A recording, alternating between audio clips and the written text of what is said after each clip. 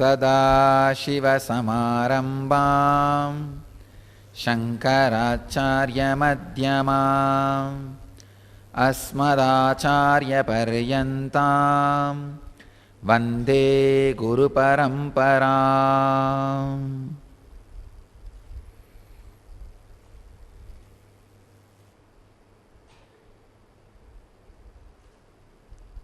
I welcome you all with my love and respects.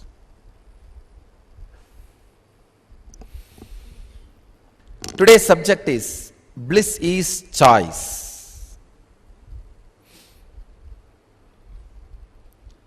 I can say when you choose choicelessness, you choose bliss. When you make any choice, you choose suffering. I am making completely contradictory statement. I say bliss is choice, is subject. Second statement I am making, if you choose choicelessness, you choose bliss. If you do any choice, you choose suffering. What do I mean? Bliss is choice, it's a topic. If you choose choicelessness, you choose bliss, is technique. Yesterday I said, there can be no bliss, just hopeless. Just be hopeless, that's all, nothing can be done. There's no bliss, there's no joy, just be hopeless. But so many people had blissful experience. When a right person says you are hopeless, even that word creates bliss in you. When the wrong person, even if he praises you, he only inflicts suffering in you. You know, when you go out, you know, this fellow is playing games.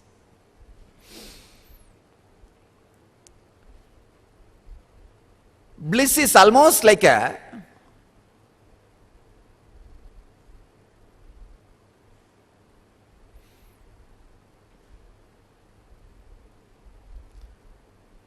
most talked about subject around the world, much more than how many people you need to fix a bulb.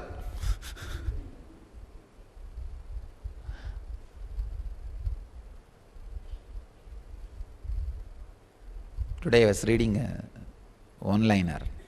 How many Vedantins, philosophers, does it take to fix a bulb? 3. 1 to fix, 2 to argue whether it really exists or not.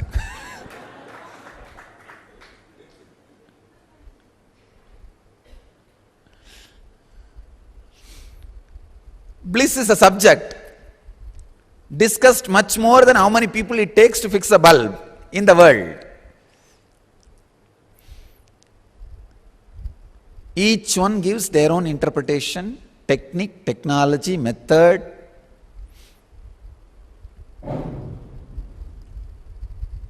Bliss is choice when you choose choicelessness.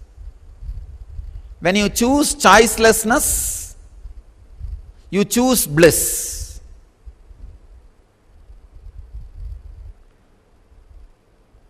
Whenever you choose anything, you choose suffering. Understand? Any choice, you choose suffering.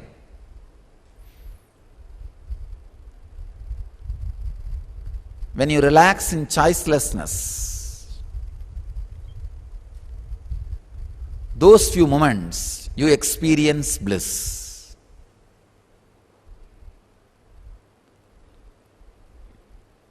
Any choice you make, it leads you to suffering. Yesterday we saw very clearly how Patanjali explains. Whatever may be the experience, whether it is joy or suffering, pain or pleasure, it always ends in pain. If there is a joy, it creates fear or greed. See, the fear, this joy may be lost. The greed, it should be forever. Naturally leads to pain. If there is a pain, Again, the fear, it may be there forever. Or greed, it should go away immediately. Again leads to pain. So how to be? The only way is understand simply human beings have no hope. You are hopeless. You may think, what is this? I thought you will teach some positive thinking. You are teaching negativity. When you understand the end, ultimate negativity, even your breathing will become positive.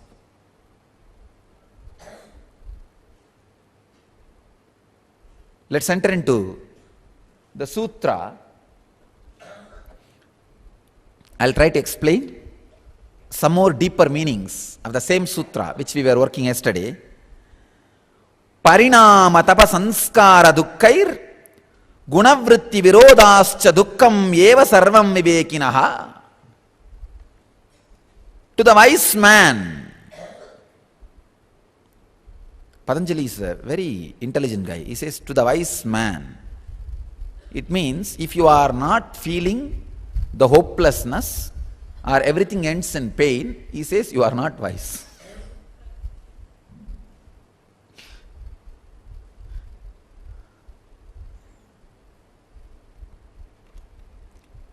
To the wise man, all is as it were painful, because everything brings pain, either as consequence or as anticipation of loss of happiness, or as fresh craving arising from impressions of happiness, and also because the gunas counteract one another. The last part only I did not complete yesterday in elaborate way. Today I am going to touch that last part.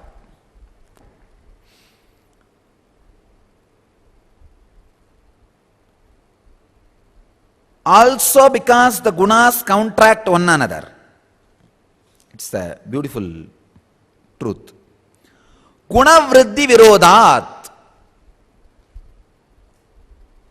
You can neither be in fear nor be in greed forever. Understand? Worst, biggest enemy for bliss is your effort to be in bliss always. Drop it. Stop it. Don't try to be blissful all the time. There is nothing wrong in being depressed. No, really. Why should so much bliss be promoted? Come on. No need.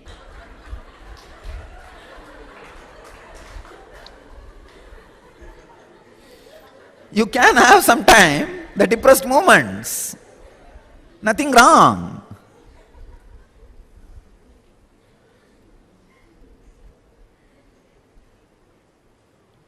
Little salt is okay in the life. You don't need to be so continuously sweeties. You may get diabetes.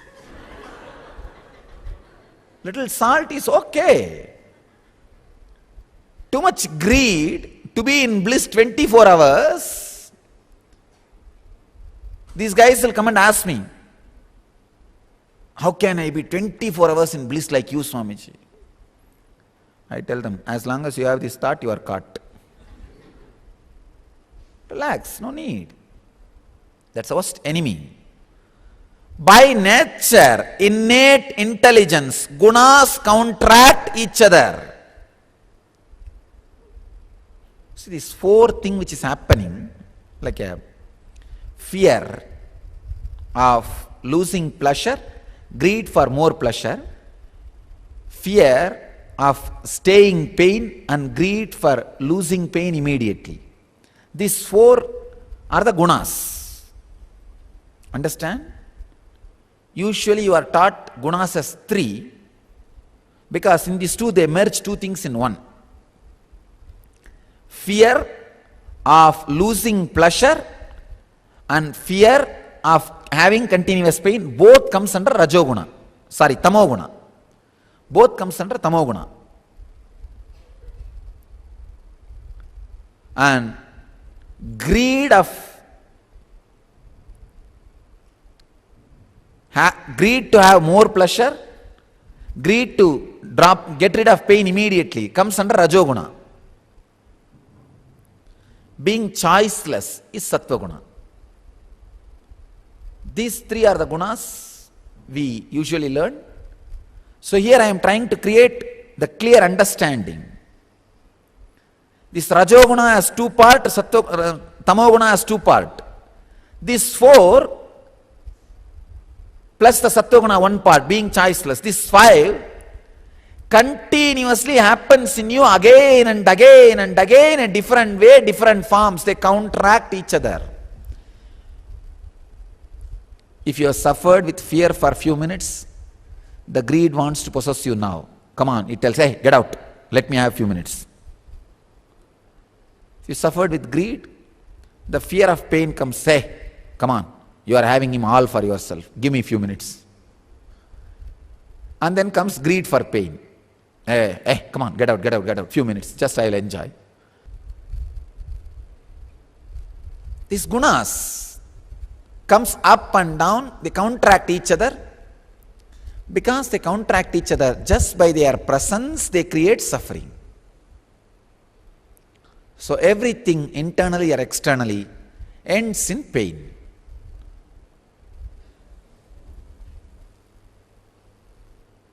Then how can bliss be choice? If you choose choicelessness, bliss can be choice.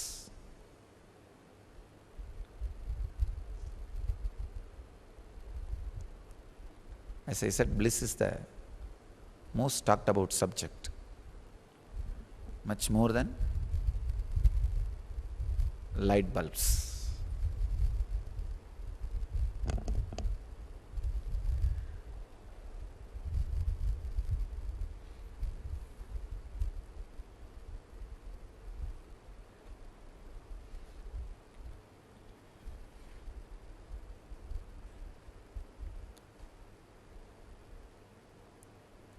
Dukkhameva sarvam vivekinaha. Everything is painful for wise man. So the next sutra, the 16th sutra, Heyam Dukkham Anagatam.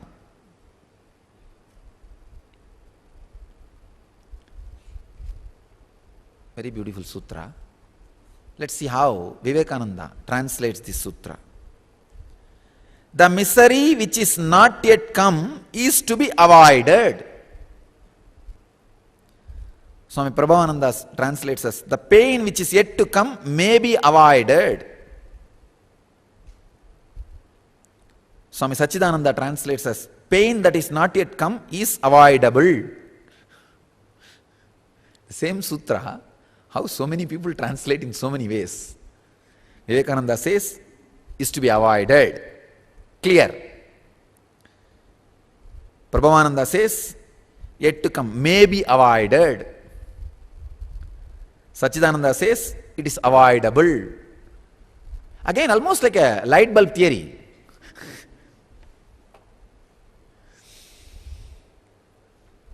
May be avoided, may be avoidable, to be avoided, may be avoided. Let me give you what exactly Patanjali wants to convey.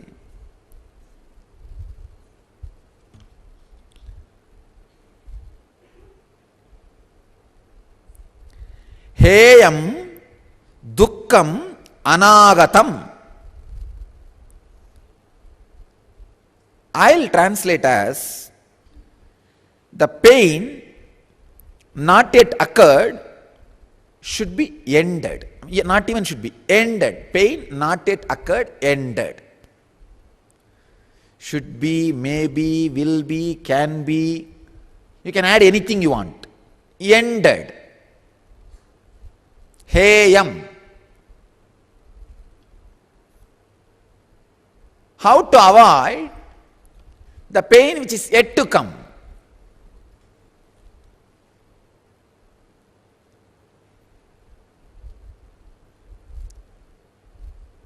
Just be clear the pain may come, it will be ended. You may think, how can that be so much? Pain is a pain when you don't know it is going to happen. The surprise which brings pain. The pain itself is not pain when you know and be prepared. Understand? Patanjali is not giving advice, moral advice in the sutra. Heyam dukkam anagatam. Everybody, every acharya is translating this as advice. Of course, I have with a lot of respect. I differ from their translation. In Hinduism, we have a freedom to differ from even your own guru's commentary. So because of that freedom, I differ from the earlier acharyas' commentaries. See, that is why in the Hindu tradition, sutra is there. If your guru writes bhashya, commentary, you can write vartika on it, commentary on commentary. And your disciple can write tika on it, commentary on commentary on commentary.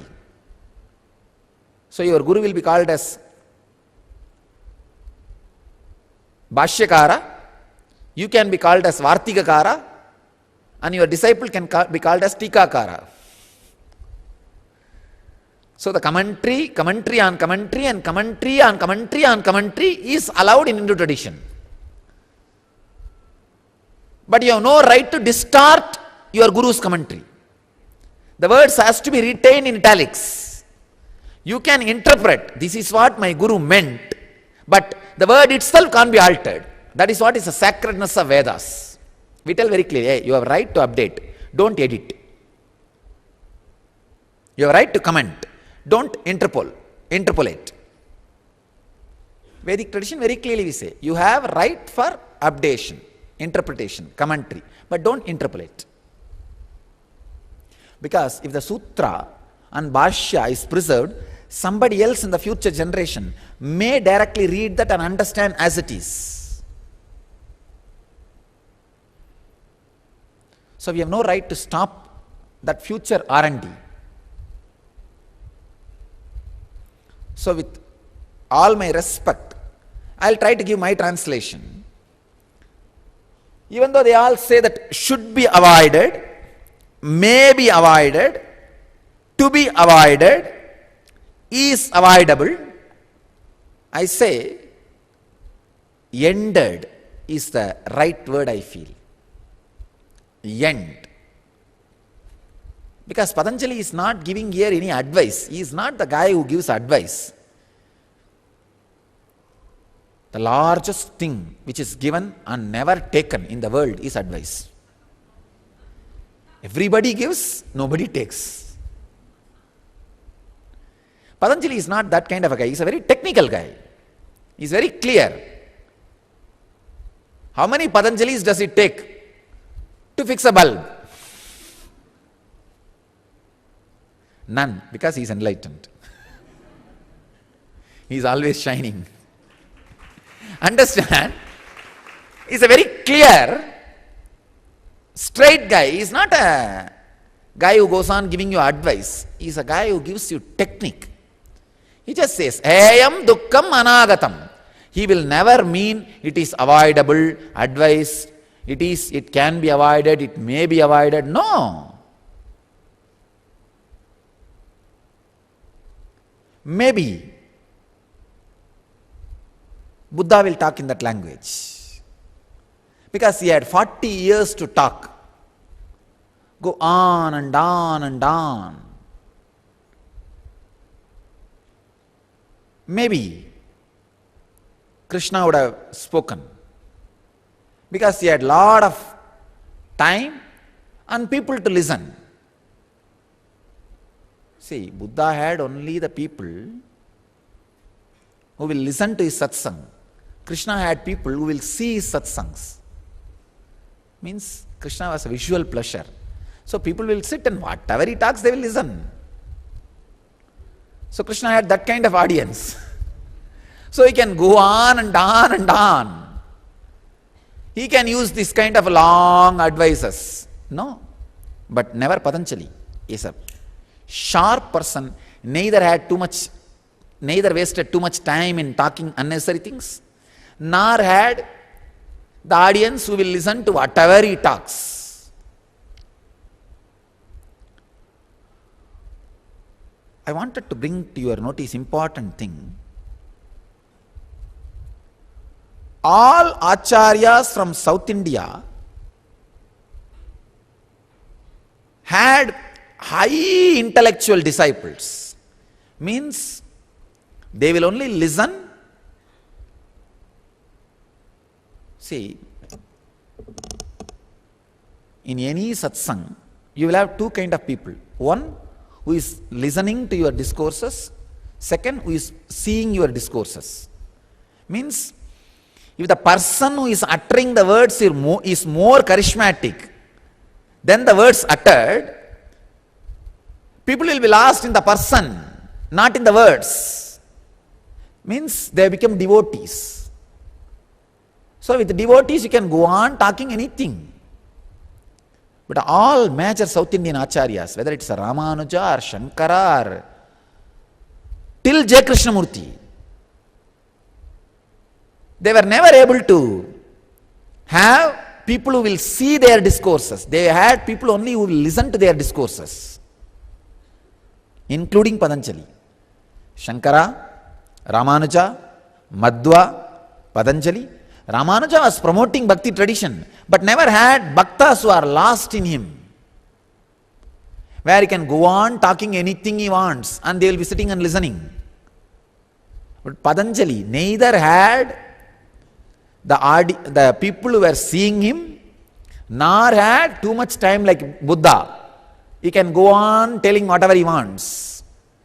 He has to finish in time, first thing. Second, he has all intellectual disciples around him. South Indian acharyas suffered too much with intellectual disciples. Maybe we will be creating a record. A first South Indian acharya who has people who will see his discourses. Of course, people listen also, but listen also.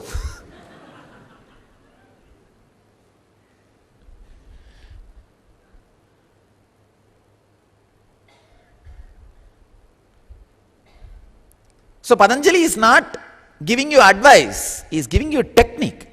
Heyam dukkham anagatam. Knowing the future suffering ends the future suffering. Heyam dukkham anagatam. Understand, being hopeless. This sutra is almost like a practicing hopelessness. Last sutra is like an introduction to hopelessness. This is practicing hopelessness. Just be hopeless, there is no suffering.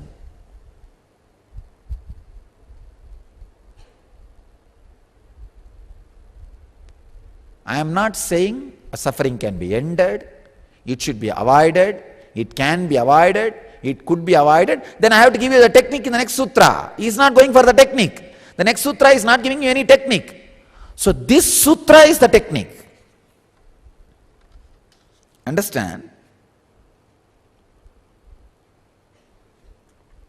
Next sutra is taking us to a deeper level.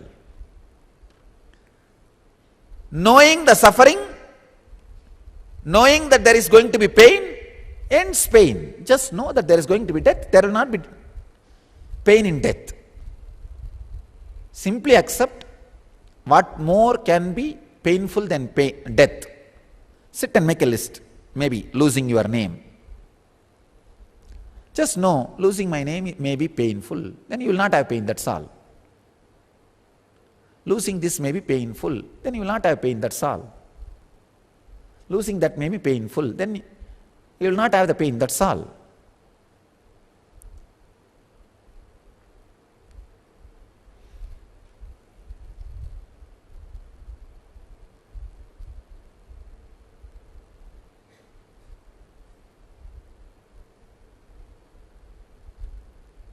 Knowing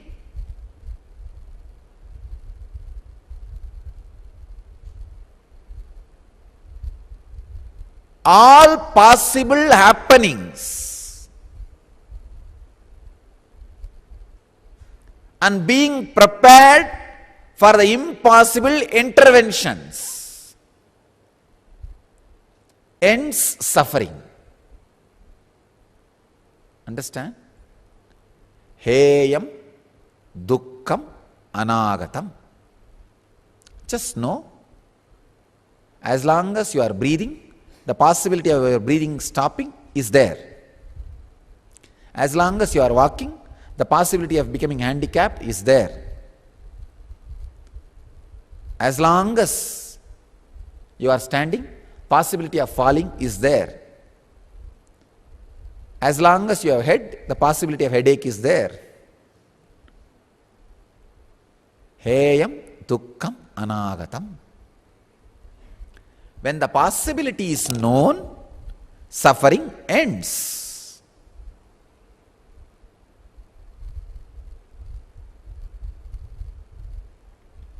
It's like being prepared for any possibility, any situation, anything.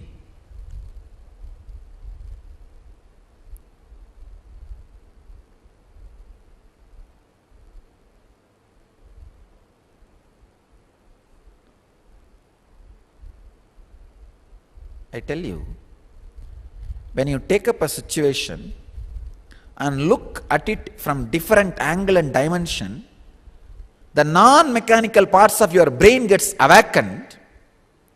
When the non-mechanical parts gets awakened, there is no suffering. That is what exactly will be the effect of this sutra on you. When you understand all possibilities of suffering, the non-mechanical parts of your brain will be awakened.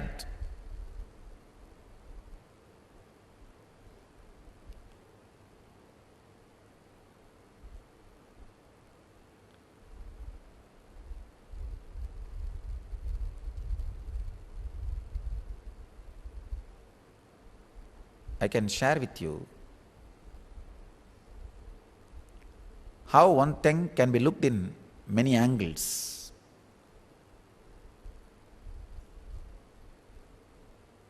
I have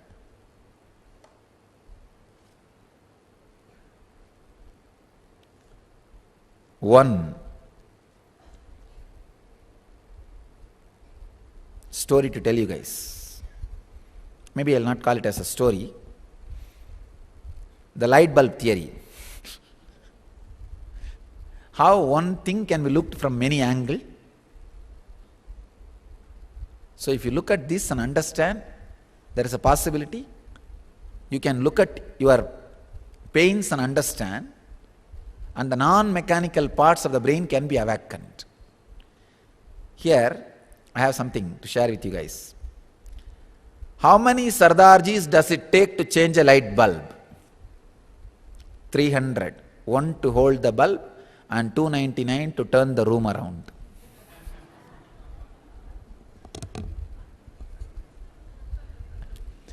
How many Bollywood stars does it take to change a light bulb? Only one, because they don't like to share the spotlight. How many divorced women does it take to change a light bulb? 4. 1 to change the bulb and the other 3 to form a support group. How many Indian husbands does it take to change a light bulb? None. She can easily do it when she finishes the housework.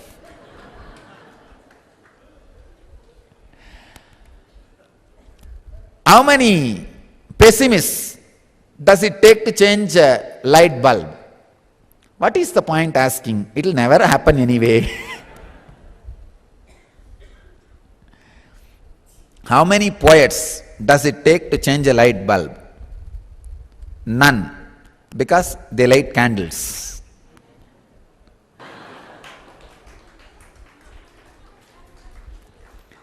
How many Nityanandites does it take to change a light bulb? They don't need lights, they are already enlightened.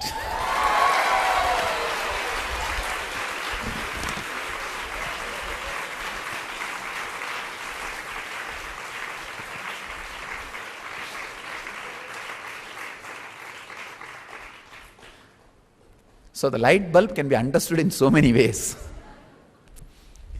Understand, pick up any one thing from your life. I tell you, just pick up breathing, that's enough. And just look around all possibility which can happen around breathing.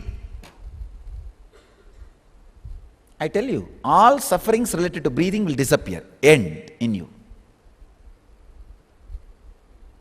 On anything you put awareness, the suffering because of that will disappear. Understand? On anything, if you put awareness, the suffering through that will disappear. Heyam dukkam anahatam.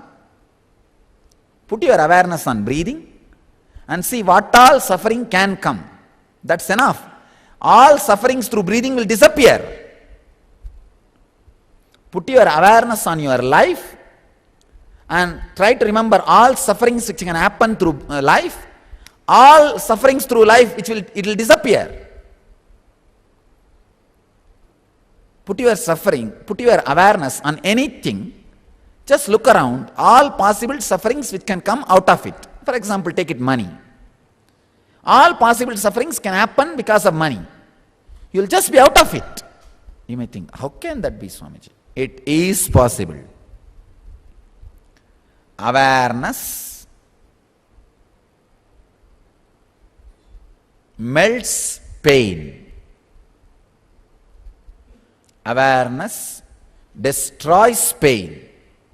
The pain is not destroyed, awareness has not been put. If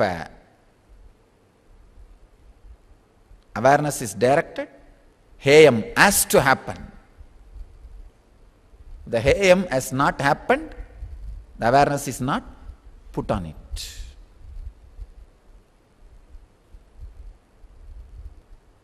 Heyam dukkam anagatam. Know the possibilities, the pain disappears.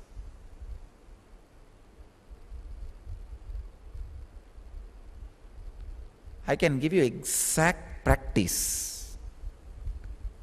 When you pick up a subject, money, relate with it Mooladhara. How? My Mooladhara is getting fulfilled by money. Greed. How? My Swadhisthana is connected to money. Means keeping myself out of fears or my fear about losing money. Ori. How my Manipuraga relates with money. How my Anagata gets fulfilled or unfulfilled by money. How my Vishuddhi gets blocked or opened by money. How my Agnya gets touched or untouched by money. How my Sahasrara gets disturbed by money. Look from all angles. The suffering from money ends for you. For example, if you know very clearly you want money, by the end of this analysis, you will just work for it. And you will not have suffering when you work before you achieve. Because you know it, what you are. That's all. Clarity destroys suffering. Analyze. Analyze from all angles. Look from all angles.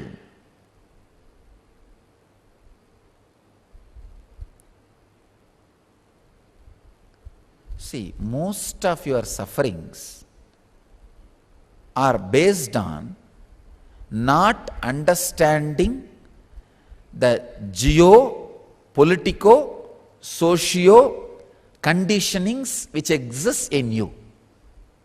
Understand? Geographical, social, political conditionings which are in you. See, the society, whatever it wants you to do, puts that ideas into your head as your duty. 4-letter word. And how you are expected to be is put as conditioning in you. And the subtle way to control you is put as a religion in you. Understand? Anything which has not become experience is socio-political part of religion. That is why I was telling the other day, iron out all your actions with right reasoning. Take care that even Guru does not steal your time. See, if you are not having a complete logical conviction about something which you are doing, but doing, it's almost like I am stealing your time, which I don't want to do. Only if you are convinced about completely what you are doing and happy doing it, do it, then it is no more me doing, you doing on your own with your understanding. I am not stealing your time. Then it's perfect. It's not, no more conditioning, no more religion, it's a spirituality. Geographical, social, political conditioning. See, social conditioning you understand, political conditioning you understand. How can be geographical conditioning? You don't know. Even the geography you live conditions you.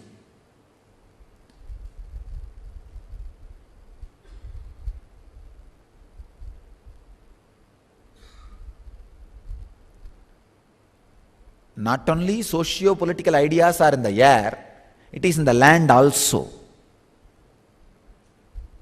Kind of a special energy field is created in all geography. It's true. I have seen in US, even if you breathe deeply, you will put on weight. You may think, what am I talking? No, I am not disrespecting US air. I am telling you my observation. It's a kind of an energy field. Each energy creates a kind of an energy field. I'll tell you a story. How in different geography, different things happen. Why the chicken crosses the road? In Darwin,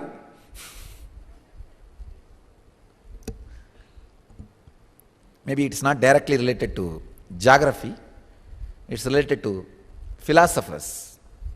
But you can understand, if you understand this, you will understand the geography thing. Why did the chicken cross the road?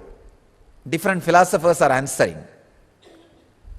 Darwin, it was the logical next step after coming down from the trees. Robert Frost, to cross the road less traveled by. Just like each philosopher has his own energy field, each geography has energy field. I tell you from my experience, any friendship started in Kurukshetra ends in suffering. Not only that, even if you go as a friend in that energy field, you come out as an enemy. Where the war happened, Kurukshetra war happened, so much of enmity, intense enmity. It always puts enmity inside you. That's the science of energy field, whether it is geographical, political, or social. The conditionings which put inside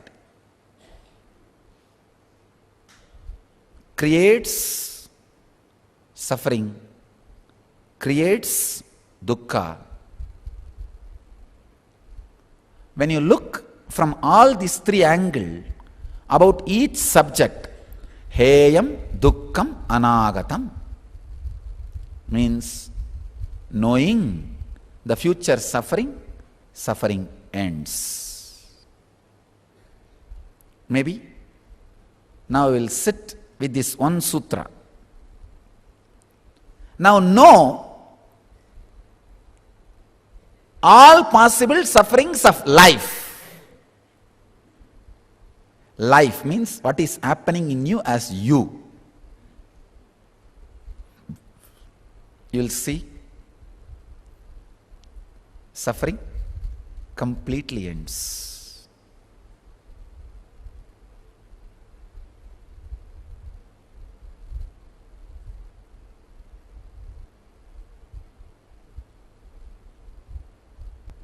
All ideas about life, if life is in the front, suffering will not be there. If suffering is in the front, life will not be there. I don't know how many of you are able to catch.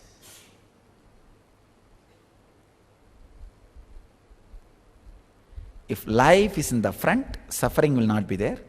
If suffering is in the front, life will not be there. No, all possible sufferings of life, suddenly sufferings will not be there. Just suffering won't be there. It is not like a process, it's more like a manana, contemplation. Try this contemplation today. You will be out of suffering. Let you all experience and radiate the eternal bliss, Nityananda. Thank you.